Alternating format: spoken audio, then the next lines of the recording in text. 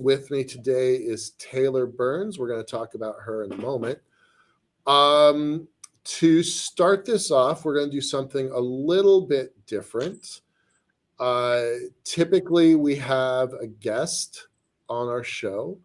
Taylor is great, but she's not a guest. She is actually part of our core team. So we're going to talk about that in a minute.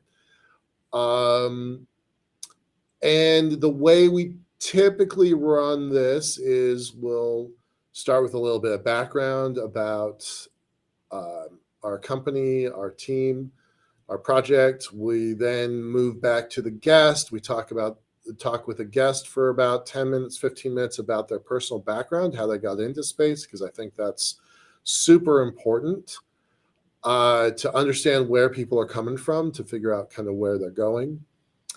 And then we jump into usually talking about the business, the finance, the economics, the money of space. We feel that's a kind of an underappreciated topic in the world. And considering it's a $500 billion industry and it's going to become a multi-trillion-dollar industry, I think it's time to start talking about and following the money, because that tells an interesting and important story.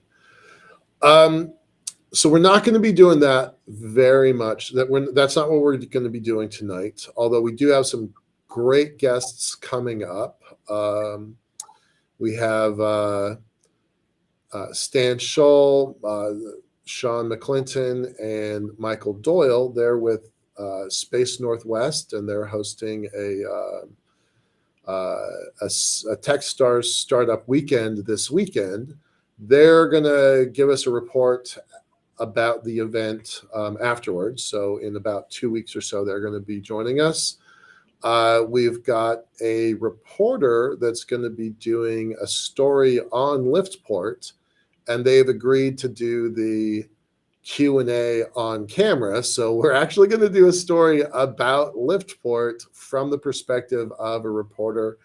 I have seen the questions already, and they're pretty intriguing. I promise you, this is not a plant. This is a reporter that came to us that wanted to ask questions in the first place. And I agreed to their interview, and then they agreed to do it my way. So it should be an interesting story. I know some of the questions. Even people that have been following our project for 2 decades probably don't know the answers to these questions. So it should be pretty intriguing. So I'm kind of excited about it. That's one of the reasons why I wanted to do it the way that I asked. They were going to do the story anyway. It felt more authentic doing it this way. So I think that's exciting.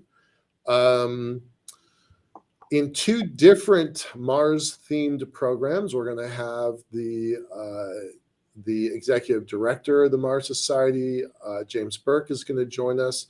His interview got cut accidentally due to a technical glitch on our end a couple weeks ago. So we're gonna dive back into that conversation with him. That's going to be on the 12th of December. We've got the founder of the Mars Society, Dr. Robert Zubrin, is going to join us on the 5th. They are not talking about the same things, so don't skip one because you think you heard it from the other guy. The Dr. Zubrin conversation should not be missed. I think he's going to say some pretty darn important stuff. That's not to say that all of our other guests are not making important statements, but I think this one from Dr. Zubrin is going to be pretty important. And then also, because we had such an interesting conversation a few weeks ago, our guests have already asked that Dr. Roger Lanius come back to finish the conversation that we were having 2 weeks ago. He was just getting into some really interesting compare-contrast between the past and the future of space. And coming from the curator of the Smithsonian Institution and the former chief historian of NASA, to have somebody with his perspective looking at the history of space and then using that as an overlay for the future, I think that's super important. So we have some great guests coming up. definitely join us. Um, we're going to post our Eventbrite page here. So definitely try to capture that, and join our Eventbrite page for information. And also our Discord channel. We're going to be talking about our Discord channel a lot. We haven't talked about it for actually probably 6 months. So we're going to start pushing that a little bit. I hope that works for you. And with that, I'm going to start with kind of some background of our company and organization, because that's, we've gotten some feedback that that's pretty important. So Liftport started out, even before Liftport existed. I was a part of the NASA Institute for Advanced Research Projects for NASA. I was a part of an independent contractor team that was looking at the space elevator 20 years ago, 2001, 2, and 3, under the NASA umbrella, looking at the space elevator. And if the space elevator is your first project in space, it's safe to say that nothing mundane is going to interest you ever again. So that's how I got started, and that's kind of where I've stayed. I like working on big projects that are just at the edge, the fuzzy edge of fact versus fiction.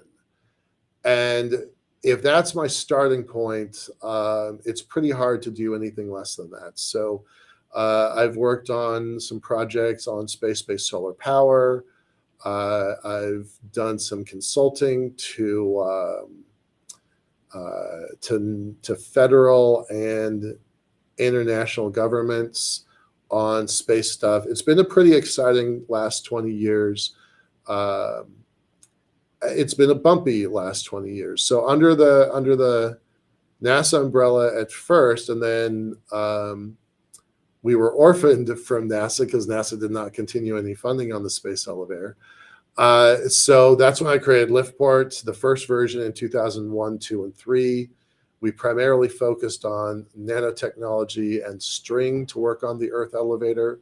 And we also worked on the robotics, the mechanical processes of climbing. I have a bunch of the artifacts, sitting here in my office. It's kind of museum-like. We have a bunch of that stuff here. Fast forward 2003, 4, 5, 6, and 7, we did that work. And then 2007, bad things happened. The U.S. economy started crashing. Our funding came from my personal wealth. Primarily, there were other people involved, but primarily came from my personal wealth relating to real estate. And when the real estate market started collapsing, we got crushed. And so we closed the doors in 2007. And then pretty amazingly, we reopened the doors in 2017. So 10 years had passed, where we started focusing on the lunar space elevator infrastructure. And that's our total focus now. We haven't worked on the Earth elevator for more than 10 years, 15 years.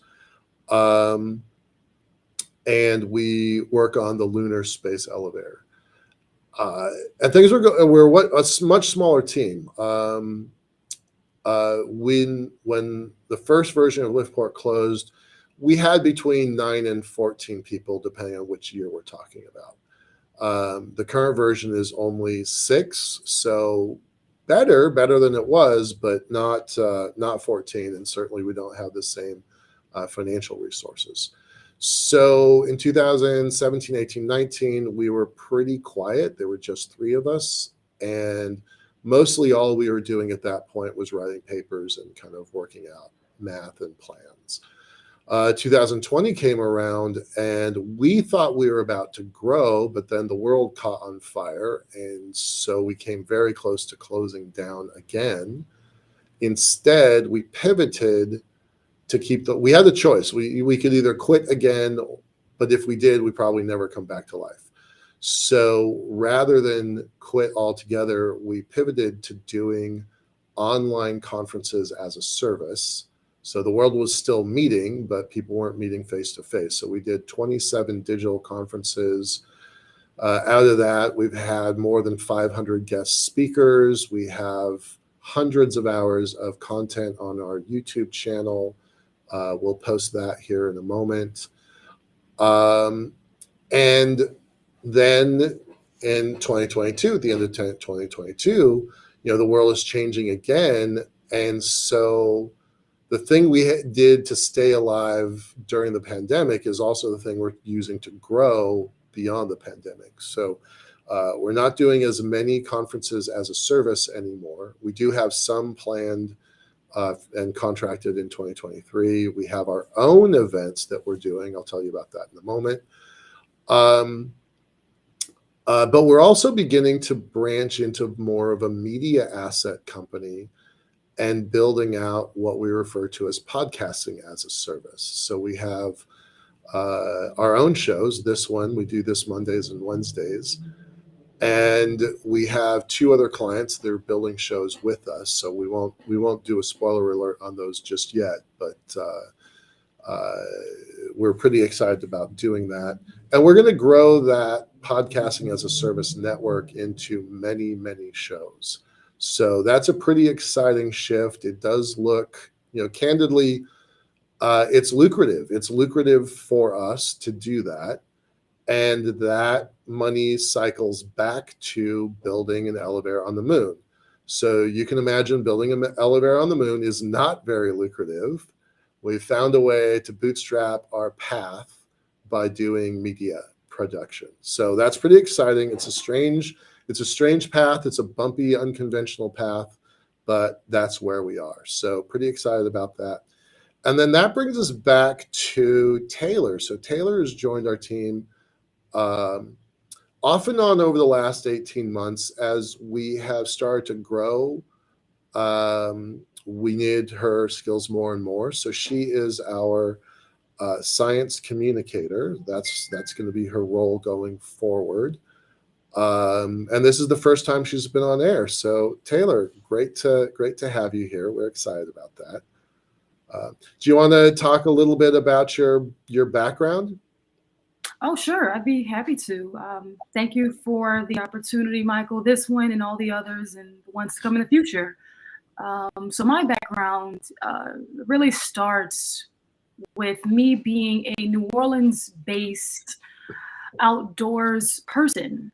I grew up fishing and boating, and that somehow matriculated into me pursuing a bachelor's degree in environmental science at Loyola University with some courses also with a dual enrollment at Tulane University. And as many people may or may not know, New Orleans isn't really a aerospace centric or popularized region per se. So I found myself in this niche of the aerospace world, and it's thankfully tied into the very obvious challenges of being a water-centric, a water-based culture, economy, and so forth. New Orleans and Louisiana have access to the life resource, being water, that is not necessarily as accessible in all the other places, all the other spots on the globe. So I do feel lucky to have a culture, a background, a nature, if you will, based around water. So my degree is in environmental science, and I've done research and opportunities ranging from marine biology to tropical medicine to public health. And now I found myself in the aerospace world.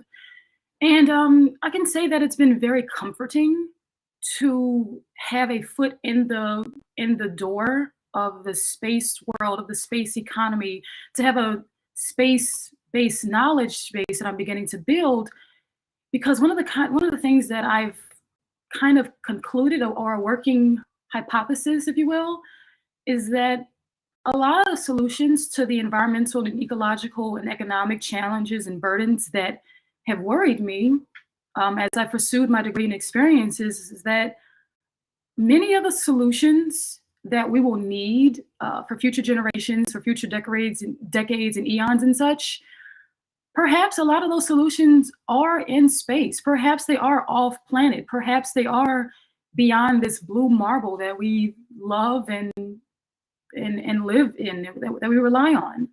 So it has been comforting to come across, to have a gateway of possibility, of the future, of hope.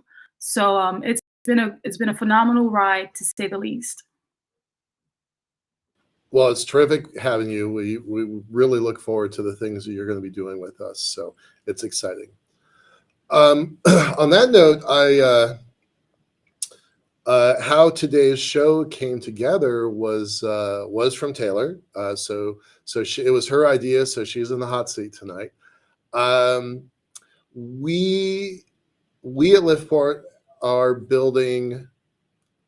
We're building a better future. And so what we're also doing economically is we are building a separate subsidiary called Better Futures, betterfutures.space. And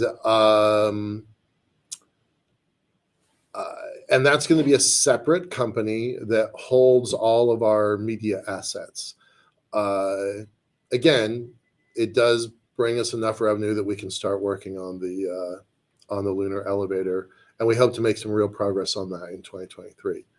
But as we have built our programming, Taylor came to us with an idea maybe 3 weeks ago or so about some sort of kind of update, news style event. And we were supposed to have a guest tonight, but we had a last minute cancellation. So at about 3 o'clock today, we said, well, gosh, what are we going to do? And we resurrected Taylor's good idea. So what we're going to do today is go through the news and talk about maybe putting it a little bit into context.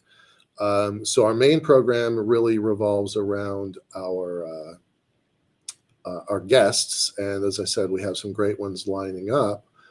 But we're also considering this program as a new program, where it's just a news review. And gosh, there's so much news that comes out on a daily basis.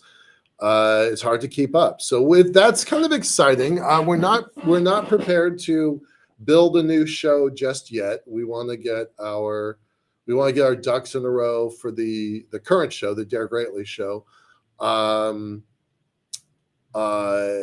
So we're not using this today as a platform. This is really a test for things that we would like to do. So I'd love to have your feedback on this, plus or minus, and let us know what you're thinking. And with that, we're gonna jump into the news. I'm gonna start. Oh, and it's super important to let you know, we have a small but internally very active Discord channel that we're using regularly. My team and I, we scan the news pretty much every day. We're looking for what's relevant to us.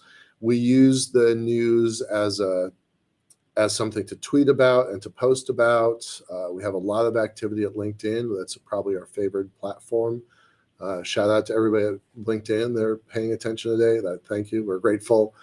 And so I scan the news. The team scans the news. We talk about what's interesting, and then we post it. And that's one of the things that Taylor and Leah do really, really well, is just getting out there and telling our story.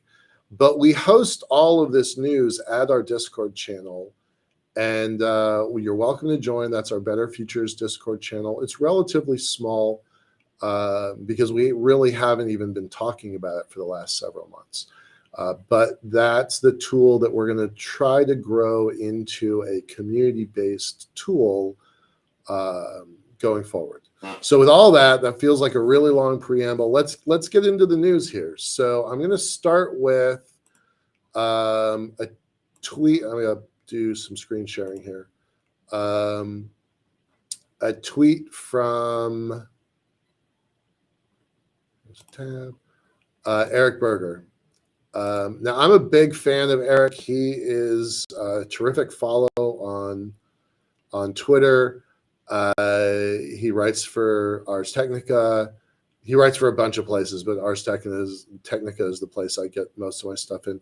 But this line here in the middle, the decade of the moon has begun.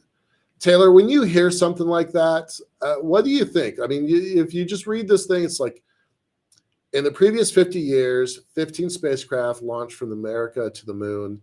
After tonight, in the last 5 months, another 15 spacecraft will have. The decade of the moon has begun. You're new to this, Taylor. What do you think when you hear this? What do you imagine? What do you hope for? What do you worry about? Well, it's interesting to think of even the words moon and beginning. Those two words in a sentence alone are enough to chew on, because of course we have to think in millennia. We have to think in tens of thousands and hundreds of thousands of years, which is quite difficult for the typical human. And so for the typical person. So I guess it is important to have a healthy skepticism, to have a balanced and metered, hopeful outlook, and to not necessarily jump the gun on any type of cautionary tales. I think it's best to try to be as open-minded as possible while retaining a sense of morality or ethics, because of course there's a lot to be excited about, there's a lot to dream about, and then there's also a lot to be apprehensive about, because as far as I know, we've been restricted to one planet. And, we can see on a daily basis, we see the moon, we see the sun. But I feel like it's very hard for a lot of people to imagine a new decade, but on the moon or with the moon, beside the moon. Improving our relationship or our reliance or our interactions on the moon I think it really deserves a long, thoughtful pause. Okay. Because we've accomplished a lot on reaching the lunar surface and acquiring materials to study here. And we continue to do tests and studies that are often probably unnoticed or unacknowledged. So I guess in summary, it's the new frontier. It's the real frontier. It's the next frontier. Right on. I see stuff like this and I genuinely get giddy. It's been the thing that has been driving me since the beginning. I'm a big fan of space-based solar power. That's what got me into space in the first place. And when I started looking at the Lunar Space Elevator about 11, 12 years ago, one of the eureka moments that we had was that we could build the space-based solar power system from the lunar surface, rather than try to lift all of the system in with normal conventional rocketry. And by that point, neither SpaceX nor Blue Origin were doing any significant work yet. So it wasn't. The idea of reusable rocketry was still pretty unknown. And so the idea of kind of going to the moon, using the moon as resources that could build space-based solar power, that was a pretty exciting moment. And in 2008, during the early part of the Obama administration, there was talk about going back to the moon in a significant way. And then it didn't really happen. And then it's been a long time coming, right? And I feel like I've been at this for 20 years, wanting the moon as my primary target. And and to get a sentence where the decade of the moon has begun, I don't think it's the decade of the moon. I think this step is a step that should be considered for, thousands of years, tens of thousands of years, hundreds of thousands of years. That this is humanity's like first real step out into the solar system and beyond. So I'm pretty excited about that. He has a pretty long article here about what specifically is happening. It was supposed to launch yesterday. It got postponed. I believe it's gonna launch super early this morning. I might stay up for this one. This one's historic, right? But think about it. You had Capstone launch a couple months ago. That was the first step back to the moon. And then most people know about Artemis launching a couple weeks ago, 2 weeks ago. It's just, I think, kind of astounding that this stuff is starting to happen now. I don't think Capstone really got the attention that it deserves, but it was the first real trip back to the moon I would say it's kind of the precursor to everything else. We had the L-Cross mission about little over 10 years ago. There's a lunar orbiter. Like it's not like we haven't been there, but this is the start of something different. This mission from iSpace, I think it's pretty significant. Taylor, are you aware of a program called the Google Lunar X Prize? No, I can't say I am. Right. I would argue that a lot of people don't have that background. So let's talk about it. Let's talk about. So we've got iSpace and we've got Space.il. India tried going back to the moon, but that was on a different program. So, I think everybody knows that India crash landed on the moon. I think everybody knows that Israel crash landed on the moon. That's $250 million worth of craters between those two programs. Maybe it's only 200 million, but it's still a lot. It's still a lot. But these organizations, Space.il and iSpace, they've been working at this since 2008. 2008, the Google Lunar X Prize was founded, and the X Prize Foundation at that point had only run 2 other events. The X Prize that kind of launched the reusable rocketry environment that we live in now. That was a $10 million prize that Paul Allen paid for and Burt Rutan won. They spent $20 million to win a $10 million prize. But I would argue that the world that we live in now is a direct result of that effort, that the reusable rocketry really got its start. Now, that was a horizontal takeoff system, not the vertical takeoff system that Blue Origin and SpaceX are doing. But it's certainly a precursor of Virgin Orbit, Virgin Galactic. I was there when the X Prize was won, and I clearly remember seeing Richard Branson on the flight line, kind of imagining the future. So that was a pretty big deal. And so the next thing that they did after succeeding with the X Prize was Google came in and they offered about, $25 million in prizes to go to the moon.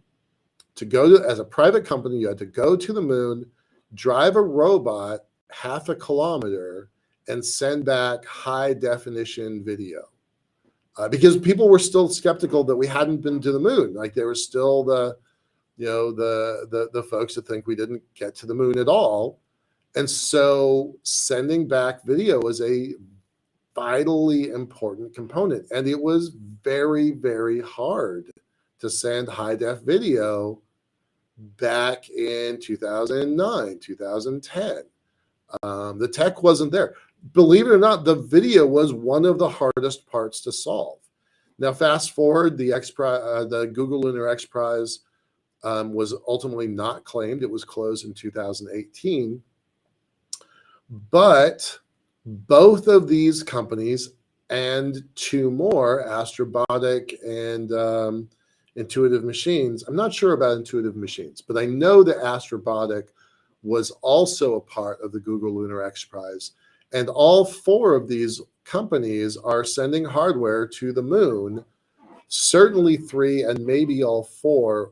All three for sure launched as a part of the GLXP. And that's pretty exciting, right? So even though the original goal wasn't met within the time frame, they left it open for 10 years. The result of at least three private companies going to the moon, all of that came out of the GLXP. So, yeah, okay, it's been a while since that happened, but I think it's a pretty important part of the story, right? Does that make sense? I would have to agree. It does. It totally does. Yeah. That's one of the reasons why I like talking to a guy like, oh yeah, here we go. This is another detail here that this mission, even though it launches early this morning, it's taking the slow path to the moon. And in fact, Astrobotic and Intuitive Machines are launching early in January because they're taking a more direct path. They actually could land first. So I think that's a pretty interesting, the folks who've been working on this for more than a decade are launching within 60 days of each other. I find that pretty amazing as well. And then the last thing is, let's not close out without talking about China. I think at this point we can discount Russia's efforts to go back to the moon while they have signed paperwork that says they're going to go back and work with China on the moon. So far as I know, there's not been any actual budget allocated for that. Whereas China's doing real work on the moon. We're going to talk about China in a little bit, so I'm going to hold off on that. But that's what the excitement's about.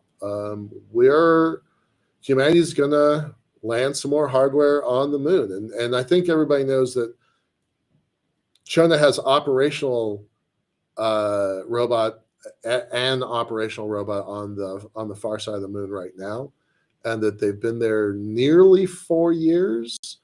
That's a whole lot of day-night cycles, right? 14 day, a 14-day night. That's a pretty powerful technology that China's working on. So good for them. Nice job, guys. Keep up the good work. Taylor, you have any questions about any of that stuff? I kind of have an overarching question, and that is, this is more of an opinion. Mike, I want your opinion on, because I remember, in grade school and high school and such, learning of the historical arms races and the various races amongst various regions and countries and such. And one of the, I guess, latter terms was the space race, right? So I'm kind of curious, would you say that this is a new space race, or this is just another time stamp in the original space race? How can someone like how can we consider it? Should we even consider it a race? Is it a marathon? How would you describe this perpetual attempts of being better and being more accurate and just trying to achieve more milestones? So the space race concept comes up kind of again and again. I would say that kind of round one, the Americans pretty clearly won. That was, to the moon within, before this decade is out. And checkbox, we did that. The space race idea has come up a lot, especially in the last maybe 2 or 3 years. I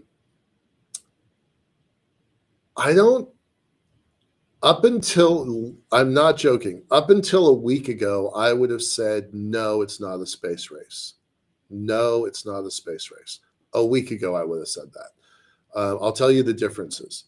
So originally, the Apollo days, there were 2 budgets, and budgets matter, okay? There were 2 nations, there were 2 budgets, and 1 goal. The Soviets, the Americans, the Soviets, the Americans, and the moon. That was it. That was the entirety of everything in space. 2 budgets, 2 organizations, 1 goal. Whereas now, there's 77 national space agencies. There's thousands of companies, hundreds that are very well funded in the multi-million, tens of million, hundreds of million, and in fact, billion level. That's really important because that's kind of stops being a race, because now it's different destinations, different targets, different goals. If you're sending a constellation to low Earth orbit and you're doing synthetic aperture radar, there's 3 other companies up there doing it and 2 governments. Is that a race, or is that just, that's your business model, right? So up until a week ago, I would have said, no, there's not a race. But last week, the Biden administration came up with a new cislunar strategic policy for science and technology, and they actually used the word first in a federal policy that talks about settlement on the moon, permanent settlement on the moon. So that is the very first time I have seen a federal document say first anything.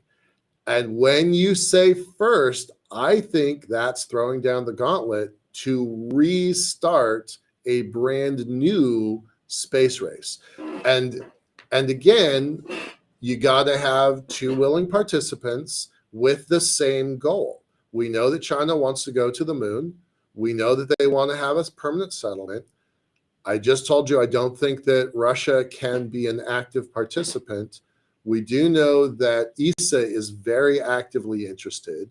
Would the European Space Agency be able to field a permanent lunar settlement? I don't think so, but they do have the resources. I don't think they would focus sources. That's my assessment. I'm not saying they can't. I just don't think that they would. So I think we might be in a new era of a brand new, started last week space race, but we haven't heard whether or not China is willing to be in the race. So right now, it's us who said first. We don't know if anybody else is going to play. So I'm going to say TBD on that. The first race we won. I think we have a good shot of winning if there is a second race, but I'm not committed to that. And with hundreds or thousands of organizations aiming after dozens or hundreds of separate projects, I don't think that qualifies as a race. Clear? I would say that's a fair, that's fair. That's clear. Cool. All right. If there's not, are there any other questions on this? I want to move on to the next article. And by the way, let me check in with Doug Plata. It's always great having you here, Doug. Let me see what you're writing because I haven't had a chance to look at that. The moon is going to be the place for space development. Absolutely 100% agree. In 10 years, there'll be thousands of people on the moon thanks to Starship. Thousands in 10 years. I don't know if I agree with that, but I would say dozens moving to hundreds. There may be 1,000 that go back and forth. If you're talking about contiguous operation, I don't know if it's going to be thousands, but dozens moving to hundreds, I definitely agree with. Right now, today, there are 13 people in orbit. China has maxed out its space station. In fact, that wasn't the immediate article I was going to go to, but let me jump to it first. Hold on just one second. Your question here, Doug, or your comment, so just bear with me.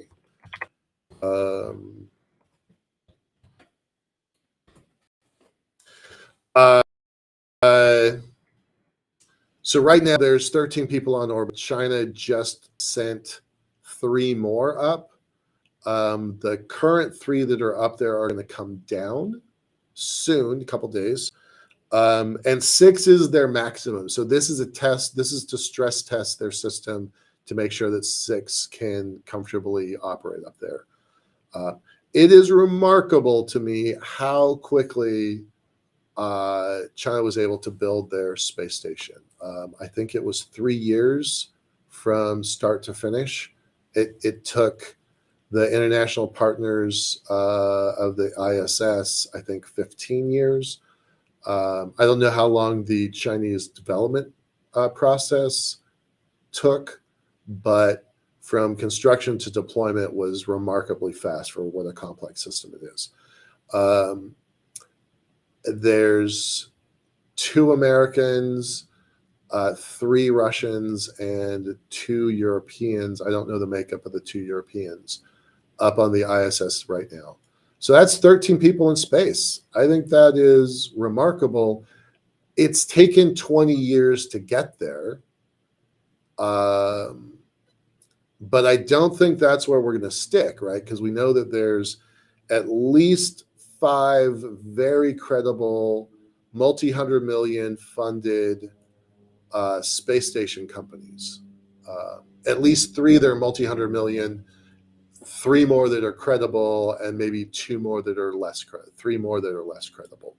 So to say that there's going to be thousands on the moon, as big a fan as I am of Starship, I don't agree that it's going to be thousands, but dozens or hundreds, absolutely agree. Absolutely agree.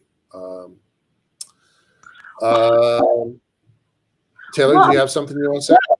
I'm kind of thinking about just the basic update on human population numbers. So on this marble, we have 8 billion people. And I mean, 1,000, I don't know, I can't off the top of my head imagine what that decimal point fraction is of 1,000 out of 8 billion.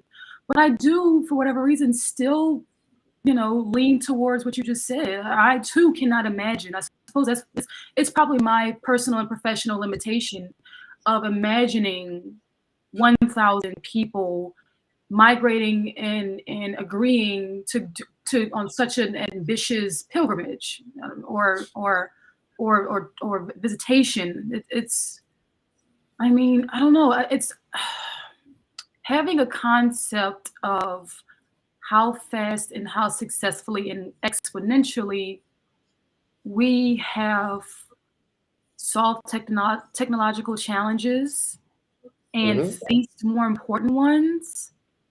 I'm just still chewing on that number between dozens, hundreds, and 1,000. Right.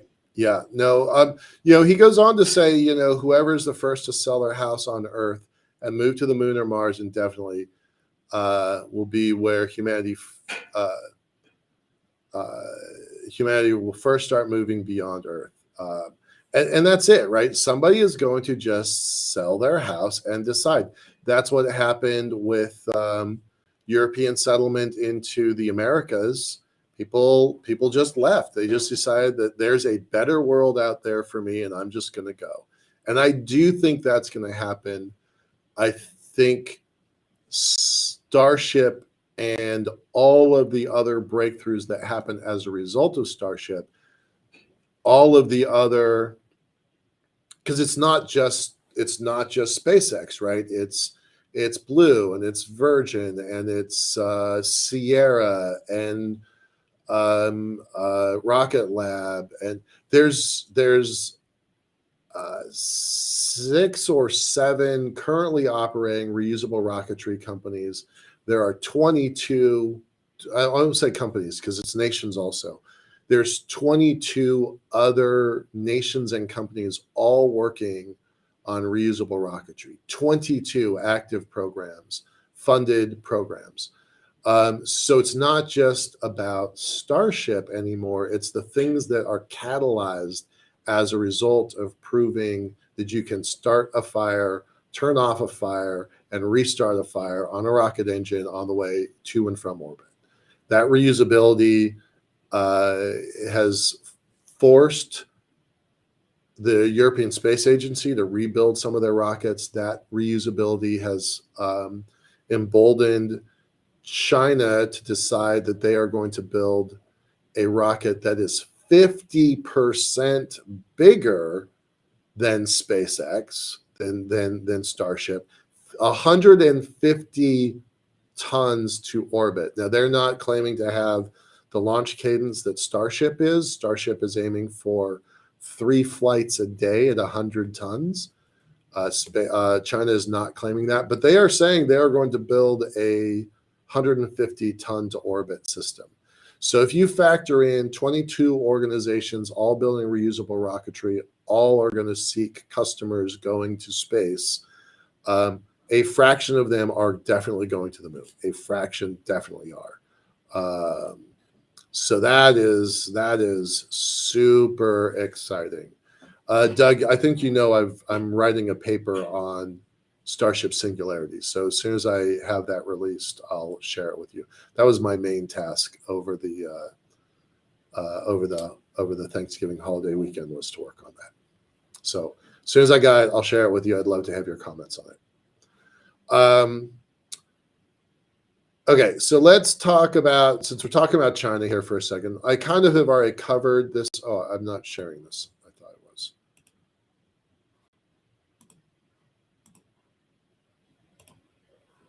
So I've kind of already talked about this. I think that's super cool. My school is the International Space University, and I believe that space done well is space done collaboratively, internationally. So I might have some frustrations with the regime of China. Certainly the protests happening out there right now are indicative of other people having frustrations with the regime of China. But this stuff like this, it just makes me very happy. It's great to see this. It would be awesome to be able to work together. I loved the old Apollo's Soyuz days where the handshake in space was a tool for detente. I think that's super helpful. Let me post this link here in the chat. I don't know if I have a whole lot more to say about it other than congratulations.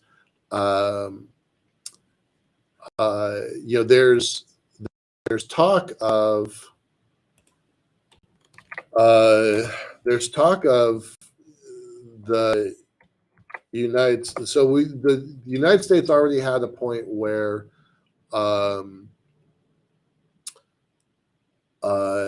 we did not have access to orbit, and we had to pay the Russians $70 million a seat. We did that for years. We propped up the Russian space program for most of a decade until we got, we rebuilt our capabilities to get to and from the space station. there was a gap. They called it a gap. And there's talk of, is there going to be a space station gap, a destination gap? I really don't think so. There are a lot of developments in space happening right now for space stations. And I think this gives us a shot to have a lot of new active space stations going. But it's just really cool to see how quickly China has done what they've done, and how kind of dedicated budgets can make a lot of big things happen in a pretty short amount of time. So, any questions on that, Taylor? So I don't really have specific questions on that, but no, let's bridge into another topic for now, if you don't mind. Yeah, sure. So this one caught my attention. First of all, I don't know how they built an algorithm that can identify materials that don't yet exist. I thought this was pretty cool. And for some background that's personal to LiftPort, we tried making carbon nanotubes in order to build a space elevator. I'm just going to step away for a second and show off some stuff. But we made some carbon nanotubes. We made some of the world's first strings. A lot of people don't know that, but we made some of the world's very first strings. Now, this stuff is junk by comparison of standards today, 20 years later. But it was really hard to do that. Our small team, we spent $200,000 to $300,000, which doesn't sound like much in the scope of the 20 billion that have been spent over the last 20 years. It may be $50 billion over the last 20 years trying to work out materials, but it's really hard to do that. So an AI that can figure out how to make a lot of materials, and this article is fascinating. They where's the line?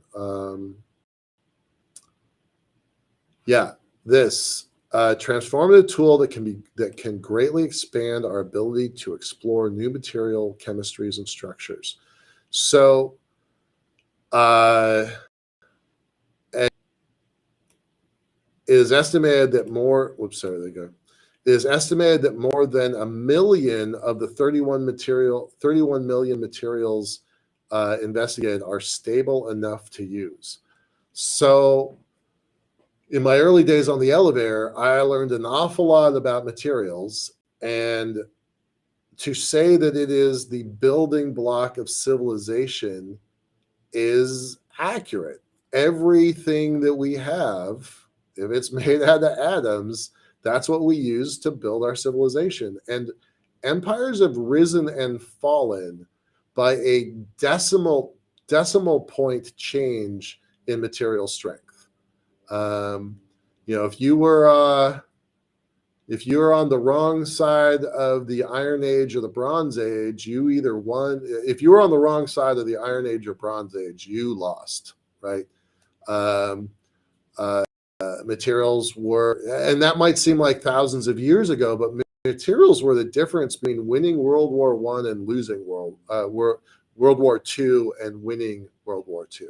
Materials made the difference in tires, the rubber of tires, the vulcanization of tires was a national secret, and it was the difference of whether the infantry trucks could get you from point A to point B, and that was the difference of World War II, winning or losing.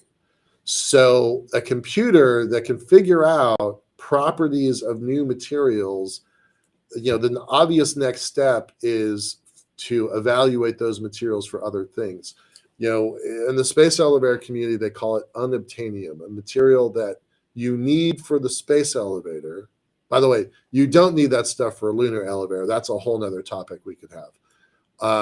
The materials for the lunar elevator currently exist, but to have an AI that figures out materials and then figures out what those materials could be used for, that is worth buckets of money. That might be freight cars full of money if you can figure that out. So good job to that. I think that's pretty amazing. I'm going to probably follow up on that someday. I think it's pretty remarkable. Any questions about that, Taylor?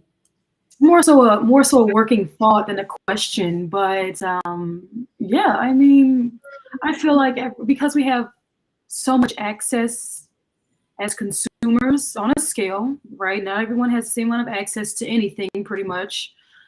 But at the end of the day, everything comes from just a few, like you said, atoms, just a few chemical base models, just a few, DNA is ATCG, right? Like the genetic code is the founding material of life is what it is, right?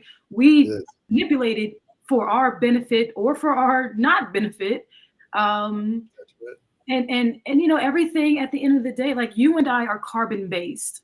The materials and the technology that we're using to correspond and to stream right now in some way are related to carbon. And it's just fascinating to think that carbon can be our best friend and our solution, or it can be and kind of currently is our self-destruction, our undoing, we're fouling our own nest with carbon. And Right. some may agree, some may not agree. But Yeah, no, the materials we build our world in build our whole world, and I just find it kind of fascinating that they've figured out a way that's kind of like streamline that process. This is probably our last topic. I'm gonna talk quickly about this one and one other. I'm a big fan of Boston Dynamics. I've been kind of watching them for quite a while. This article is definitely worth reading. There's some depth to it that is that's typically missing. But Boston Dynamics, if you've seen the videos of Spot on YouTube, if you want to spend get sucked down into the internet for a little while, type Boston Dynamics in YouTube and just see what pops up. It's pretty remarkable. I learned a lot from this article. I didn't realize they're nearly 30 years old. And I knew their history, right? Because I guess I have been watching them for a while, but the robots that they've been building up till now have really been testing the bounds of what's possible for robotics for a couple different designs. They have typically used biomimicry in their decisions of what kind of robots to build. They have a history going back to DARPA funding, Defense Advanced Research Projects Agency, funding them. But now they're kind of moving in, how do we build robots we can get paid for? Up until now, they've mostly been a research and development lab that's come up with some pretty remarkable stuff that other companies have copied, right? They're not necessarily making all the money, even though they're making some of the best breakthroughs. Google owned them for a little while. There was a lot of frustration and anger over their military contracts. They got spun out. SoftBank owned them for a little while. They were a money pit. Ultimately, Hyundai bought them. And they're like, look, we bought you to make money, so let's go make some money. But their history is profound. I think it's super important. They have some just really brilliant designs and architectures, really worth taking a look at this company and following its history. So I want to stick with that. Quick comments on that, Taylor. Otherwise, I'm going to move to the last article because we got to close out the day. It's just pretty cool that, it's gone from, I remember the first time I saw a Boston Dynamic bot on Twitter, and it's cool to finally go from a person who was fearful and concerned to, okay, I'm not okay, the bots, maybe we can be friends as much as non-sentient objects can be friends with, That brings up a point I had forgotten, but so this is pretty controversial. A few days ago, gosh, I don't know if I could find the link quickly. A few days ago, a big city, might have been Los Angeles, committed to letting robots use lethal force. It had something to do with bomb squad developments, but then someplace else has basically taken a clone, not an actual Boston Dynamics clone of their robot called Spot, and they've strapped some weaponry on it and deployed it using a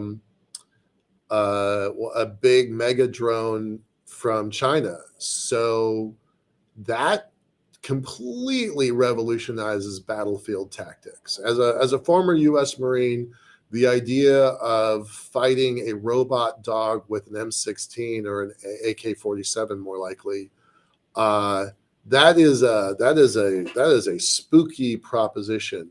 But I'll tell you something that does give me a little bit of hope is that Boston Dynamics and 4 other major robotics companies about 6 weeks ago formed a pact basically saying we will not make weapons out of our robots. We will not sell them to weapons systems companies. So they have banded together and say, robots for the good of the world. There are companies copying them, cloning them that are making weapons, but it's not Boston Dynamics and it's not the other companies in there. I'll try and find that link and see if I can get it posted here. So have some hope. Have some hope. BD is a pretty good company. From the outside looking in, I've been pretty impressed. All right, with that, I'm going to bring up one more article. So this one has been our most popular article on YouTube. On LinkedIn this week. We've gotten something like 30,000 views of it. People who know me know that I worked for a long time on the space elevator. I know this author, Dr. Cohen.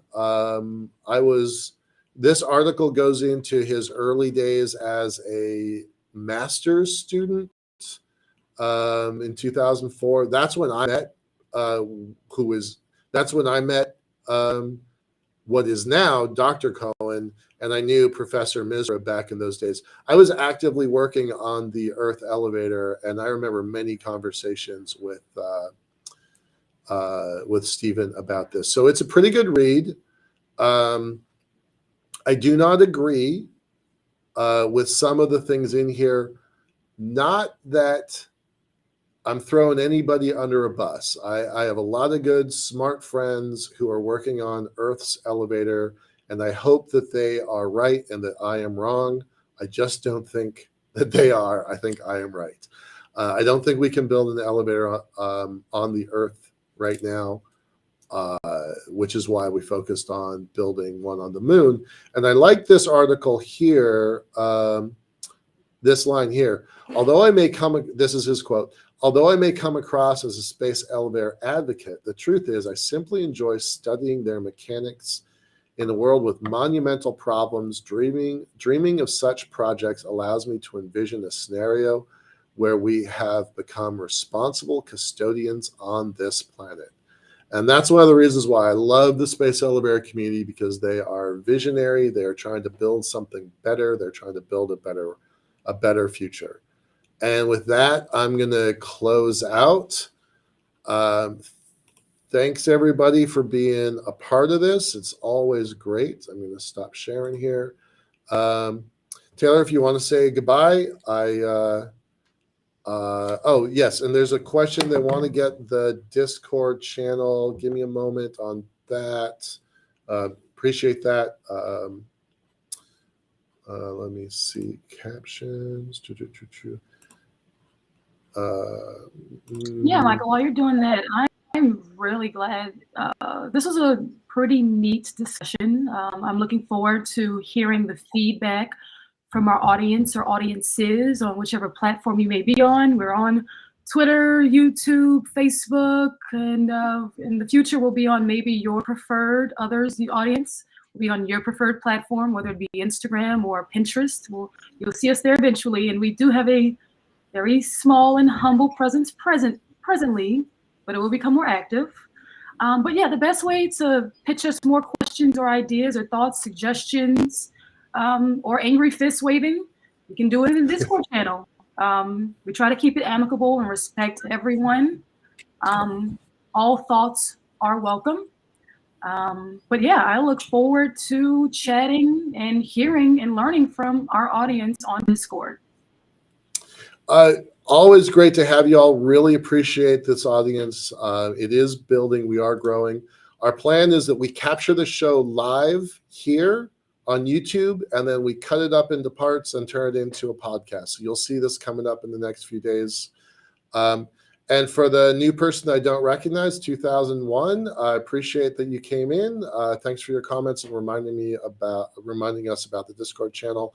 If you wouldn't mind posting a note about where you came from and how you heard about this, that's also something we'd really like to know.